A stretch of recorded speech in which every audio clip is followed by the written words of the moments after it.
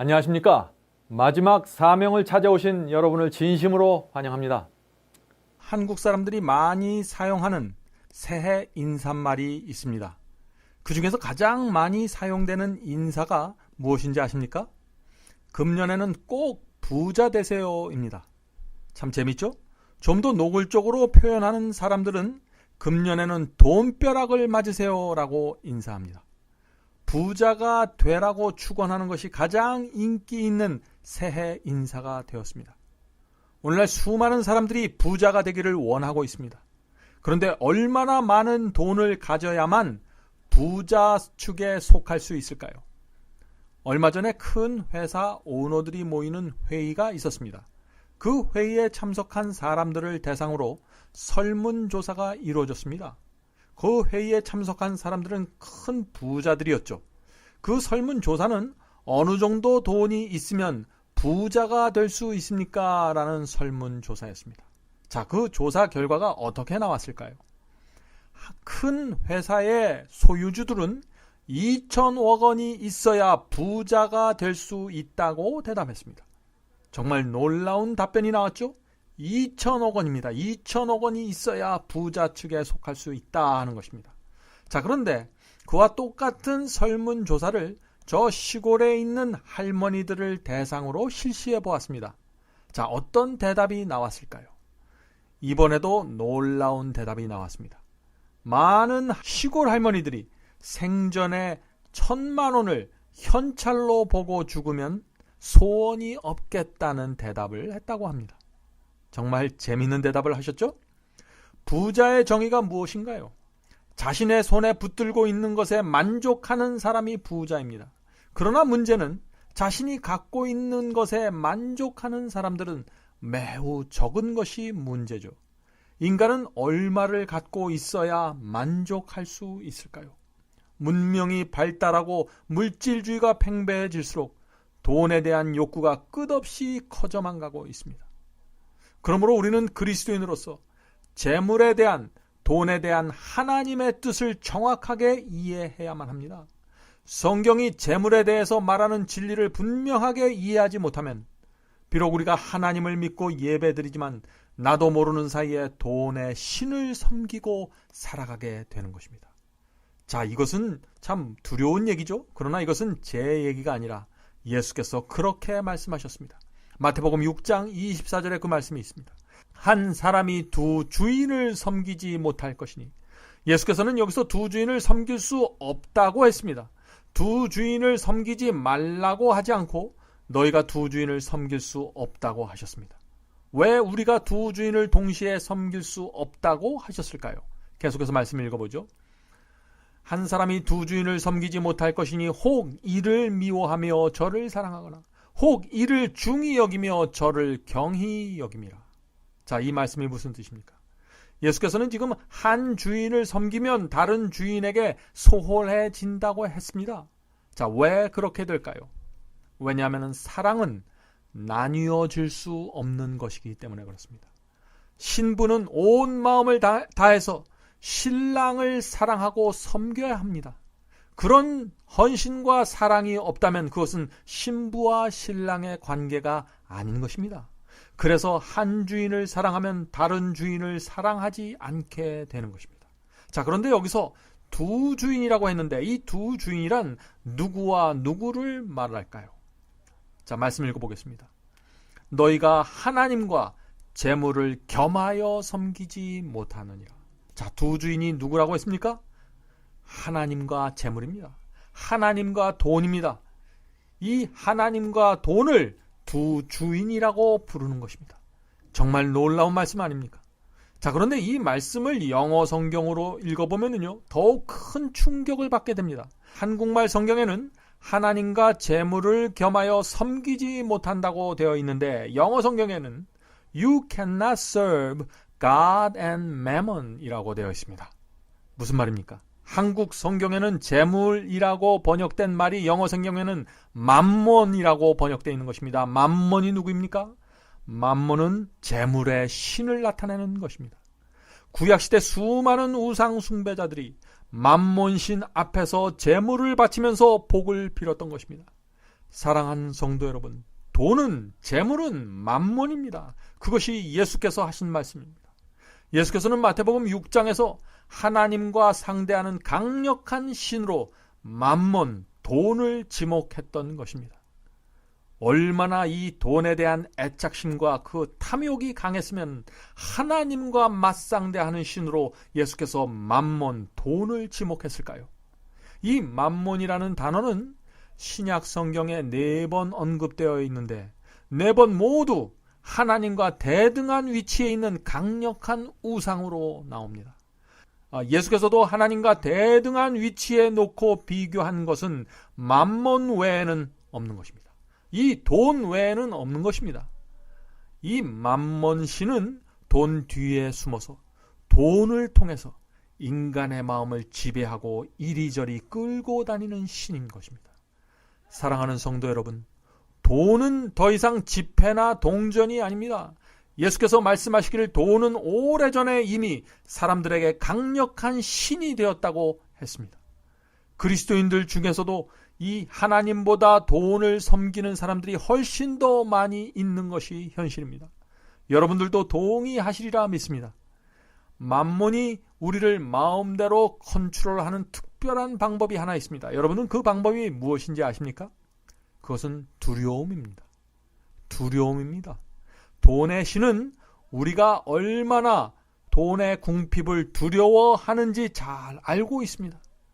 돈이 떨어지고 은행 계좌에서 돈이 부족해지면 사람들이 어깨를 펴지 못하고 근심하며 살아간다는 사실을 이 만몬신은 너무나 잘 알고 있는 것입니다. 그래서 돈을 통해서 사람의 마음을 휘어잡고 이리저리 끌고 다니는 것입니다.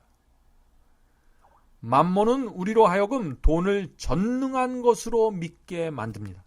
그래서 돈만 있으면 행복해지고 돈만 있으면 무엇이든지 다 할 수 있다고 믿게 만드는 것입니다. 돈을 그렇게 바라보는 사람은 모두 만몬을 섬기면서 살아가게 됩니다. 돈에 파워가 있고 권세가 있다고 믿는 순간 돈을 섬기게 되고 그렇게 되면 돈이 시키는 대로 살아가는 노예 생활을 하게 되는 것입니다. 자, 그런데 돈을 섬기고 돈에 의지해서 살아가게 되면 우리의 삶 속에 어떤 증세가 나타나게 될까요? 돈이 없으면 일단 불안해집니다. 그래서 어떤 사람들은 돈이 없으면 우울증에 빠지기도 하고 스스로 목숨을 끊기도 하죠. 또 돈이 많아지면 어떻게 될까요?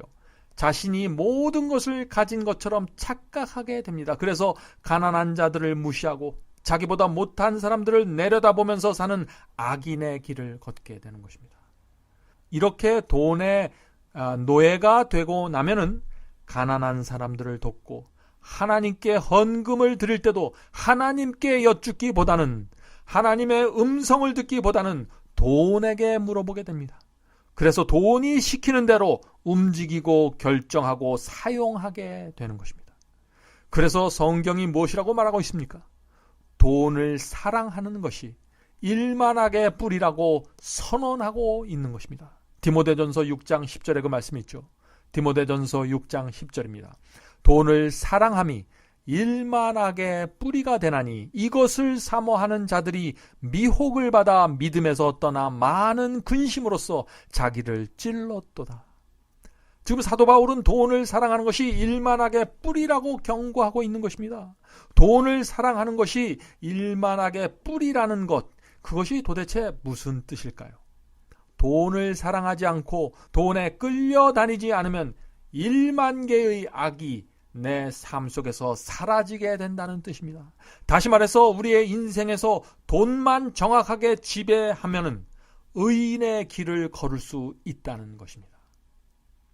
여러분, 혹시 두더지 게임을 아십니까? 유원지나 젊은 청년들이 모이는 곳에 가면은요, 두더지 게임을 하는 모습을 종종 볼 수 있습니다. 두더지 게임이란 게임판에 여러 개의 구멍이 뚫려져 있는데 그 구멍으로 플라스틱으로 만든 두더지가 여기저기서 올라왔다가 다시 내려가는 것입니다. 두더지가 올라올 때 그것을 놓치지 않고 망치로 두더지 머리를 치면은 점수가 올라가는 게임입니다.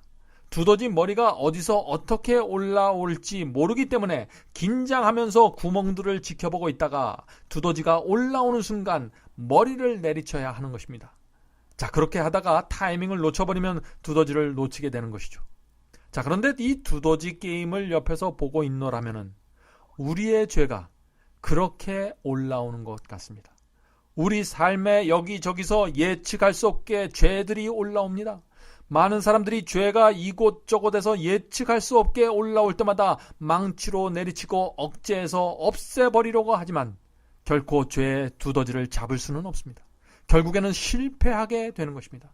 그런 삶을 되풀이하다 보면 어떻게 될까요? 결국 믿음을 잃어버리고 좌절하게 되는 것입니다.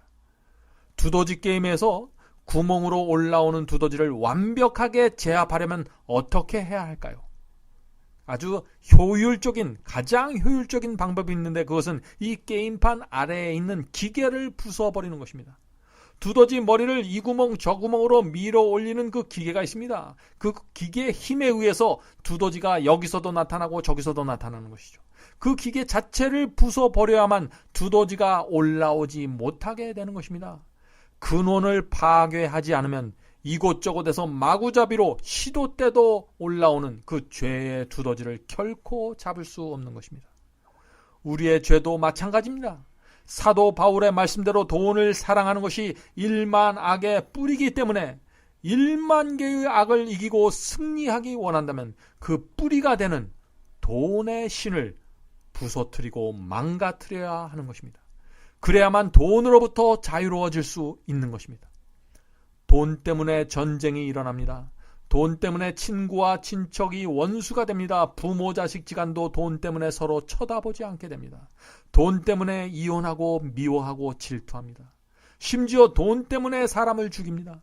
돈 때문에 공부하고 돈의 축복을 받기 위해서 교회를 나갑니다. 우리가 갖고 있는 이런 수많은 문제를 한 번에 해결하기 원하십니까? 이기심과 죄의 두더지가 우리의 삶 속에서 올라오지 못하게 정말 막기 원하시나요? 그렇다면 마음속에 숨어있는 돈의 우상을 무너뜨려야 합니다. 재물의 신을 섬기는 대신 하나님을 섬기기로 선택해야 합니다. 자, 그렇다면 어떻게 하는 것이 돈을 섬기지 않고 하나님을 섬기는 것일까요? 예수께서는 이 질문에 대해서 놀라운 해결책을 가르쳐 주셨습니다. 예수께서는 마태복음 6장 24절에서 우리가 앞에서 읽은 것처럼 하나님과 재물의 신을 동시에 섬길 수 없다고 하셨습니다. 그런 다음에 이어지는 25절에서 재물의 신을 섬기지 않는 방법에 대해서 구체적으로 설명해 주셨습니다. 자, 25절 읽어보겠습니다. 25절입니다. 그러므로 내가 너희에게 이르노니 목숨을 위하여 무엇을 먹을까 무엇을 마실까 몸을 위하여 무엇을 입을까 염려하지 말라. 자, 이것이 무슨 말인가요? 돈의 신을 섬기지 않으려면 먹고 사는 문제에 대해서 염려하지 말라는 것입니다. 그것이 예수께서 주신 말씀입니다. 어떻게 우리가 무엇을 먹고 무엇을 마시고 무엇을 입을지 염려하지 않을 수 있을까요? 어떻게 그렇게 살 수 있을까요? 자, 예수님의 대답을 계속해서 들어보시죠. 26절입니다.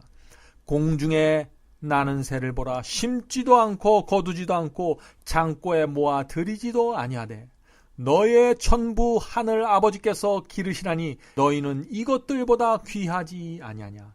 너희 중에 누가 염려함으로 그 키를 한 자나 더할 수 있느냐. 또 너희가 어찌 의복을 위하여 염려하느냐. 무슨 말인가요? 하나님께서 공중에 나는 새들도 보살피시는데 하나님의 자녀가 먹고 사는 문제를 모른 척 하시겠냐 하는 것입니다. 이 세상을 고아처럼 살지 말고 하늘의 아버지가 있는 사람처럼 살라는 것입니다. 예수께서는 우리가 염려하지 말아야 될 이유에 대해서 계속해서 설명해 주십니다. 27절입니다. 들의 백합화가 어떻게 자라는가 생각하여 보라. 수고도 아니하고 길쌈도 아니하느니라. 30절입니다.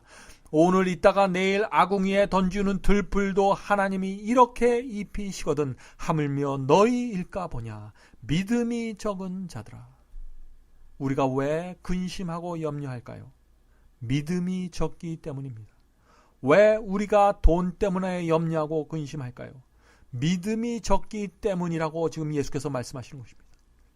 아버지의 품 안에 안겨 있는 아이는 근심 걱정이 없습니다. 왜 그럴까요? 자기보다 훨씬 강하고 능력 있는 아버지를 믿기 때문에 그런 것입니다. 자, 31절에서 예수님은 돈의 신을 섬기는 사람들을 이렇게 책망하십니다. 31절입니다. 그러므로 염려하여 이르기를 무엇을 먹을까 무엇을 마실까 무엇을 입을까 하지 말라. 이는 다 이방인들이 구하는 것이라. 너희 천부께서 이 모든 것이 너희에게 있어야 할 줄을 아시느니라. 자, 이 말씀이 무슨 뜻입니까? 먹고 사는 문제 때문에 불안해서 기도하고 비는 것은 이방인들이나 하는 것이라는 것입니다. 그리스도인들은 그렇게 해서는 안 된다는 것입니다. 우상을 섬기는 사람들은 먹고 사는 것을 염려해서 우상에게 제물을 바치지만 우리는 그렇게 할 필요가 없다는 것이죠. 우리 하늘 아버지가 살아계셔서 우리를 보살피고 계신데 어떻게 하나님의 자녀들이 그런 것들을 염려하고 구하냐는 것이 예수님의 말씀입니다. 사랑하는 성도 여러분, 하나님은 살아계십니다. 지금 하나님께서 우리를 지키시고 인도하신다는 사실을 잊지 말아야 합니다. 자, 계속해서 33절 읽겠습니다. 이 말씀 속에 돈의 신을 무너뜨리는 결정적인 솔루션이 담겨 있습니다. 자, 33절입니다. 너희는 먼저 그의 나라와 그의 의를 구하라. 그리하면 이 모든 것을 너희에게 더하시리라. 이것이 돈의 신을 섬기지 않는, 돈의 노예로 살아가지 않는 비결입니다. 비결은 어떤 상황 속에서도 먼저 그의 나라와 그의 의를 구하면서 살아가는 것입니다. 그렇게 하면 우리 하늘 아버지께서 우리가 필요한 모든 것을 공급해 주시겠다는 것입니다. 단지 몇 가지를 해결해 주시는 것이 아니라 모든 것을 해결해 주시겠다는 것입니다. 우리가 그 나라와 그의 의를 구하는 일에 집중할 수 있도록 다른 문제들을 해결해 주시겠다는 약속입니다. 얼마나 놀라운 말씀입니까? 이 말씀을 믿고 받아들이는 사람마다 하늘의 축복을 받게 될 것입니다. 자, 이 33절 말씀에 의지해서 살아가는 사람들만 돈의 신, 맘몬으로부터 해방될 수 있다는 것이 예수님의 설명입니다. 돈의 신으로부터 해방되어야만 믿음으로 사는 삶이 무엇이고 어떤 것인지 이해할 수 있게 되는 것입니다. 먼저 그 나라와 그의 의를 구하면서 살면은 하나님께서 어떻게 나의 문제를 해결해 주시는지 목격하게 될 것입니다. 사랑하는 성도 여러분, 지금 여러분은 가난하십니까? 매달 먹고 살기가 어려운가요? 너무나 많은 빚 때문에 하루하루가 고통스럽습니까? 여러분 자신의 힘으로 아무것도 할 수 없다고 느끼시나요? 그렇다면 지금이야말로 하나님을 의지하고 살아야 할 때입니다. 하나님을 의지한다는 것이 그런데 무슨 뜻일까요? 지금 주어진 상황 속에서 먼저 그 나라와 그의 의를 구하면서 사는 것입니다. 가난하십니까? 나보다 더 가난한 사람들을 도와주십시오. 고통스럽습니까? 나보다 더 고통스러운 사람들을 찾아서 위로해 주십시오. 그것이 먼저 그 나라와 그의 의를 구하는 삶이 되는 것입니다. 물론 두려움과 견딜 수 없는 염려가 우리 마음속으로 밀려 들어올 것입니다. 그러나 믿음으로 그것을 극복하시고 그 나라와 그의 의를 구하는 길을 걸어가십시오. 그렇게 하면은 하나님의 영광이 여러분의 앞과 뒤를 호위하게 될 것입니다. 이것이 상황을 돌파하는 믿음입니다. 우리가 상황을 돌파하고 깨트리는 믿음을 갖고 전진하면 하나님께서 굳게 닫혀있는 길을 열어주시고 고통의 깊은 구덩이에서 우리를 건져주실 것입니다. 이것이 하늘의 능력을 내 삶 속으로 끌어들이는 방법이 되는 것입니다. 물론 하루아침에 갑자기 기적이 일어나는 것이 아닙니다.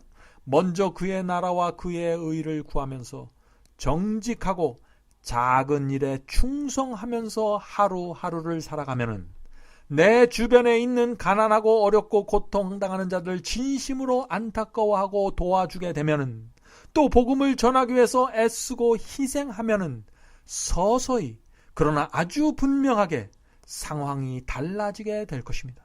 상황을 움직이시는 하나님의 손을 보게 될 것입니다. 자, 제가 이런 말씀을 나누면요, 많은 사람들이 이런 말을 합니다. 우리에게 실제 케이스를 보여주십시오.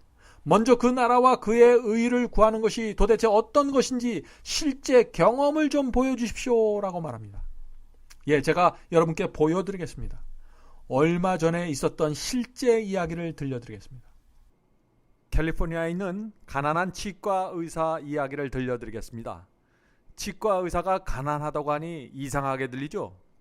한 번은 제가 그 치과 의사와 전화로 대화를 나누게 되었는데 그분은 의사였지만 가난하다고 했습니다.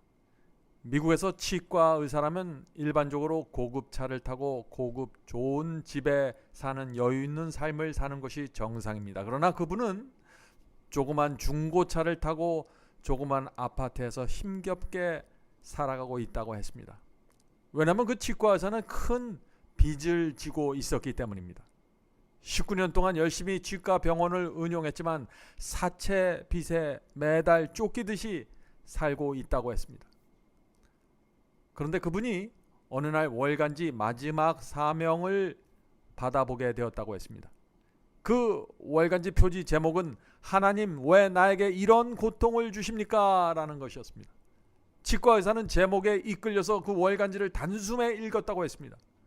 월간지에 실린 글을 읽으면서 마음에 깊은 감동이 왔고 병원이 비록 잘 안 되지만 이제부터라도 영혼들을 위해서 이 불쌍한 영혼들을 위해서 내가 일을 해야겠다, 선교를 해야겠다 하는 생각을 하게 되었다고 했습니다.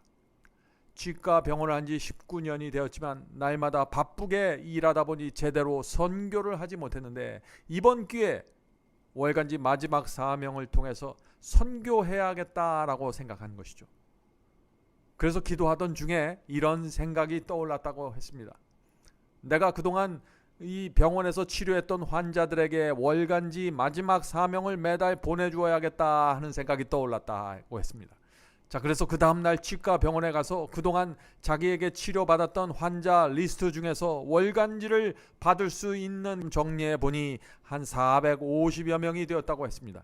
그래서 헌금과 함께 그 환자들 주소를 마지막 사명 미주 집으로 보내왔던 것입니다.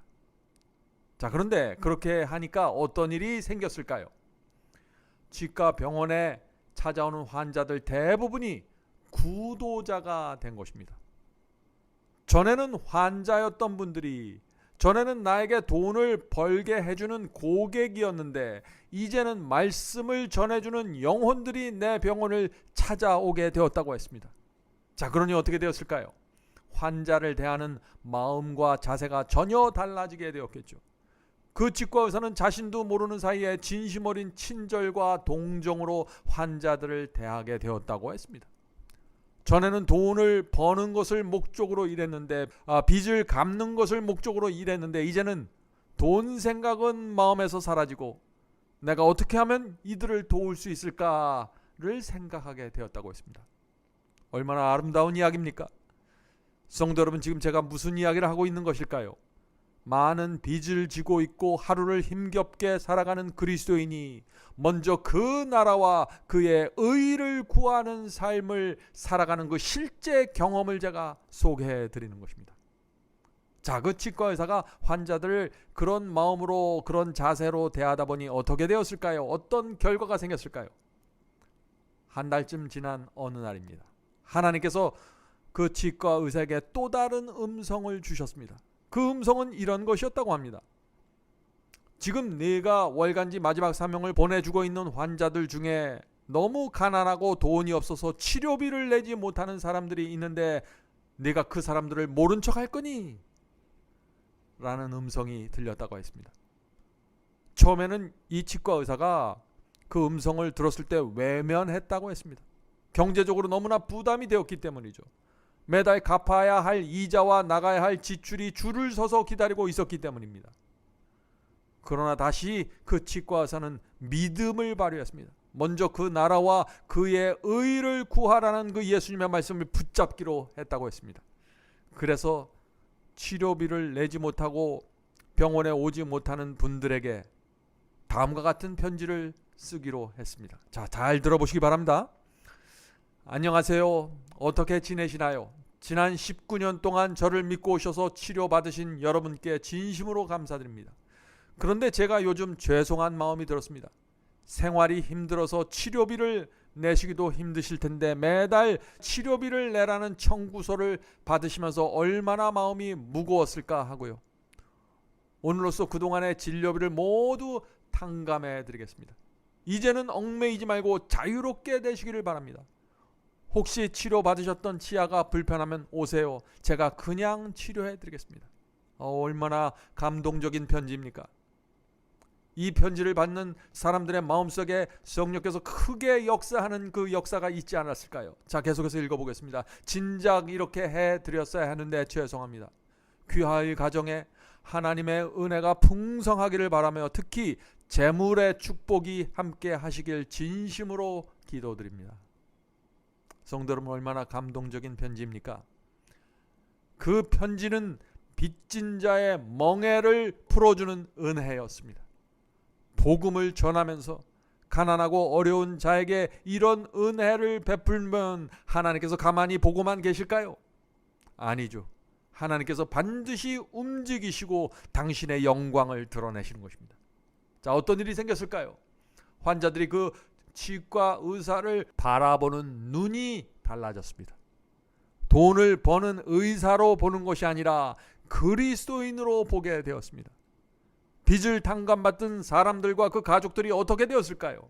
치과 의사의 그 선한 행위를 보면서 하나님께 영광을 돌게 되었습니다. 자, 그것이 마태복음 5장 16절의 이야기입니다. 자, 이 말씀 들어보세요. 이같이 너희 빛을 사람 앞에 비추게 하여 저희로 너희 착한 행실을 보고 하늘에 계신 아버지께 영광을 돌리게 하라. 자, 일이 이렇게 되면은 하나님께서 상황을 어떻게 역전시킬까요? 치과 의사에 대한 소문이 그 샌프란시스코 시내에 퍼지게 되었습니다. 성령께서 사람들의 마음을 감동시켜서 그들의 발길을 치과 병원으로 인도해 주셨습니다. 아픈 치아를 치료받은 그 환자들이 자발적으로 환자들을 모아서 이 병원을 안내해 주기 시작했던 것입니다. 그 치과 의사는 나중에 제게 이런 간증을 해 주었는데, 그런 일이 있은 다음부터 그 본인의 11조가 크게 늘었다고 했습니다. 환자들이 많이 밀려들었기 때문이죠. 전에는 주말에 일이 없어서 놀았는데, 금요일도 놀았는데, 이제는 너무나 바빠서 환자들이 많이 모여서 금요일도 일해야 되고 일요일까지 일할 수밖에 없는 그런 상황이 되었다고 했습니다. 그래서 지금은 사채 빚을 빨리 갚아 나가고 있다고 간증해 왔습니다. 성도 여러분, 지금 제가 무슨 이야기를 하고 있는 것입니까? 세속적인 기복신앙을 제가 말하는 것인가요? 아니죠. 먼저 그 나라와 그의 의를 구하는 삶을 살아갈 때 하나님의 영광이 어떻게 드러나고 우리가 갖고 있던 문제가 어떻게 해결이 되는지, 하나님의 인도하심에 의해서 어떻게 해결이 되는지에 대한 간증을 나누는 것입니다. 하나님께서 어떻게 우리의 삶에 나타나시고 하늘의 기적이 어떻게 임하게 되는가를 말씀드리는 것입니다. 하나님께서는 지금 하늘의 복과 재물을 마음 놓고 퍼부어 줄 수 있는 사람을 찾고 계십니다. 여러분들 그 사실을 아십니까? 내가 벌어서 나와 내 가족만 먹고 산다고 생각하는 사람들에게 하늘은 복과 재물을 퍼부어 줄 수 없는 것입니다. 왜 그럴까요? 왜냐하면 재물을 퍼주고 나면은 더 이기적이고 더 탐욕적으로 변할 수 있기 때문에 그런 것입니다.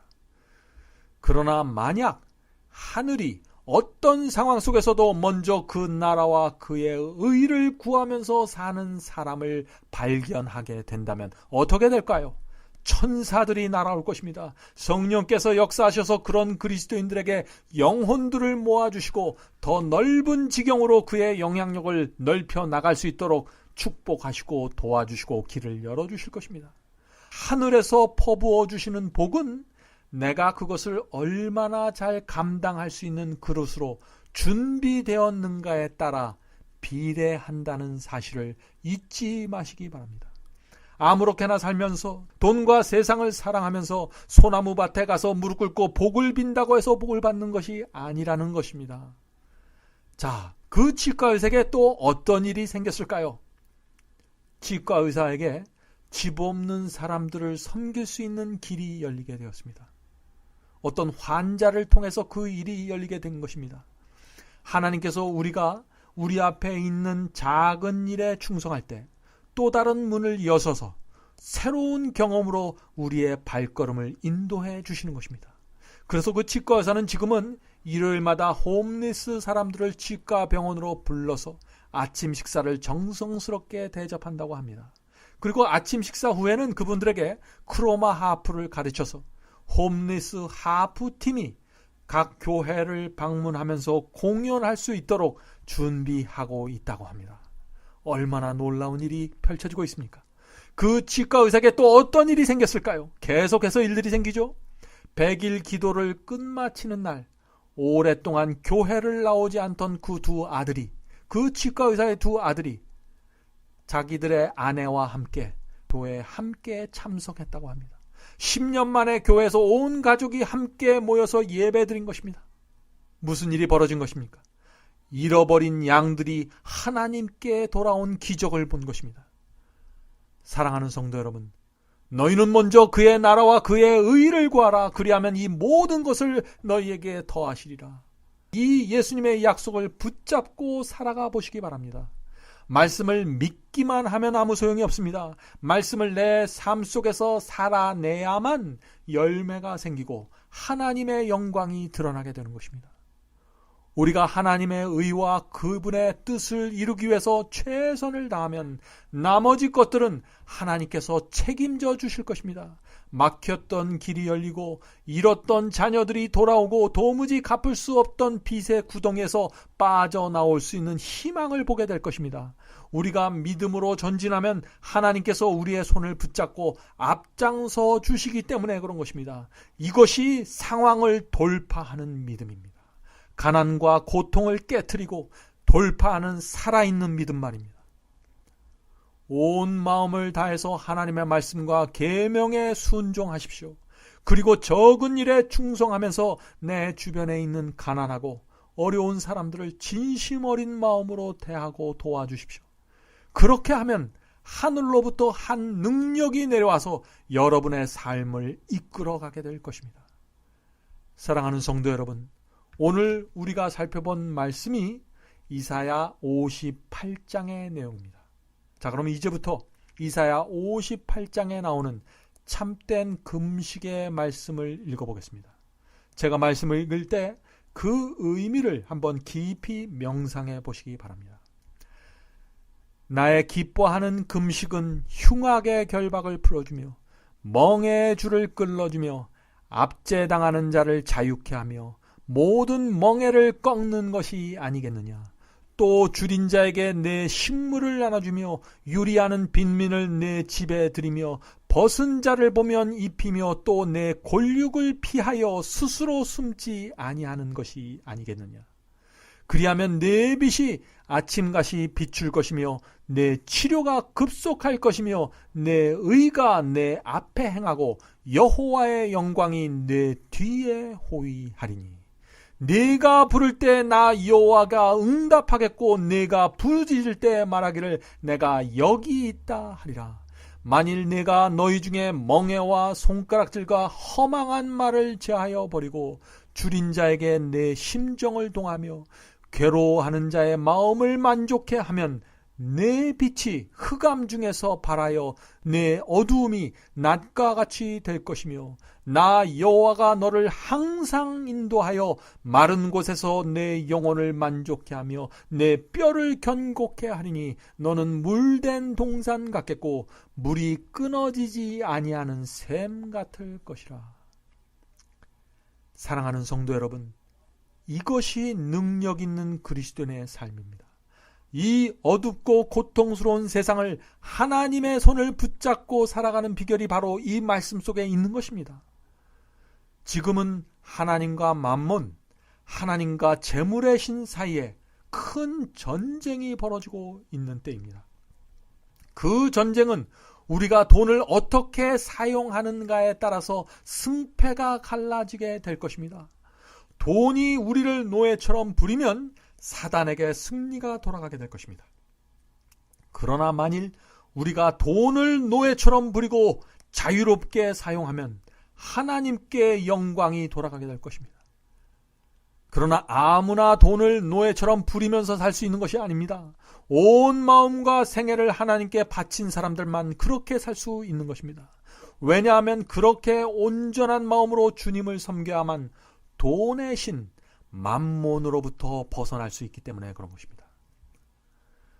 모세가 시내산에 십계명을 받으러 올라간 사이 이스라엘 백성은 산 아래서 송아지 우상을 세우고 춤을 추고 있었습니다. 산에서 내려온 모세가 그런 이스라엘 백성을 보면서 크게 분노했습니다. 우리는 모세가 송아지 우상을 부서뜨리는 장면 속에서 돈의 신을 다루는 태도를 배워야 합니다. 출애굽기 32장 20절입니다. 출애굽기 32장 20절입니다.